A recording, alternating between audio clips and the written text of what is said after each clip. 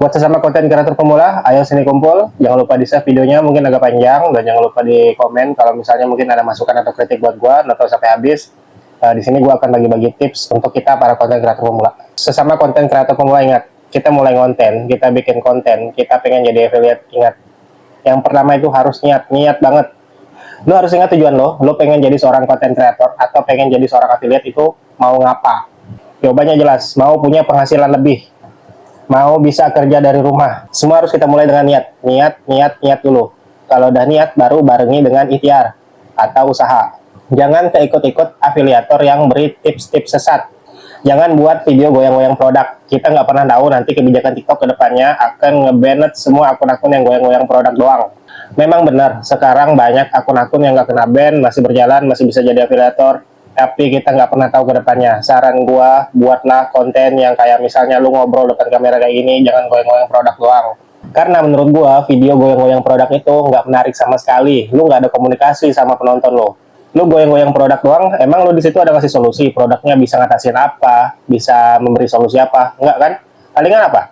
Palingan kayak goyang-goyang produk, lagi promo nggak nyangka, beli dua dapat berapa belas ribu, beli dua dapat 17.000. Enggak ini loh, enggak ada kualitasnya loh video-video kayak gitu.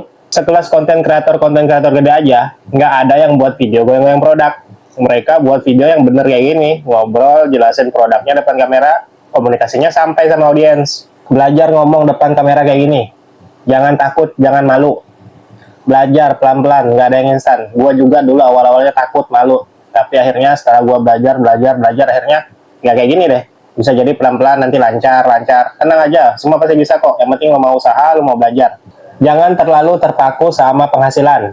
Ingat, afiliator itu nggak mungkin bisa instan langsung lo dapat penjualan gede, JMP gede, nggak mungkin. Jangan baru 1 bulan atau 2 bulan konten, karena nggak ada penghasilan, udah males. Lo harus konsisten. Lo bisa mencontoh atau menjiplak kreator-kreator gede atau afiliator gede. Konsep mereka lo bisa jiplak. Terus lo bawain dengan gaya lo sendiri. Terus banyak juga kreator gede yang sekarang udah jualan buku. Kalau lo ngerasa lo lebih enak belajar lewat buku, silakan beli buku mereka. Di sana mereka nyediain tips and trick banyak banget cara konten mulai dari nol sampai lo bisa punya penghasilan sendiri. Dan yang terakhir, paling penting, lo harus masa bodoh. Masa bodoh dengan sekitar, masa bodoh dengan omongan orang. Jangan peduliin omongan orang yang ngomongin lo dari belakang.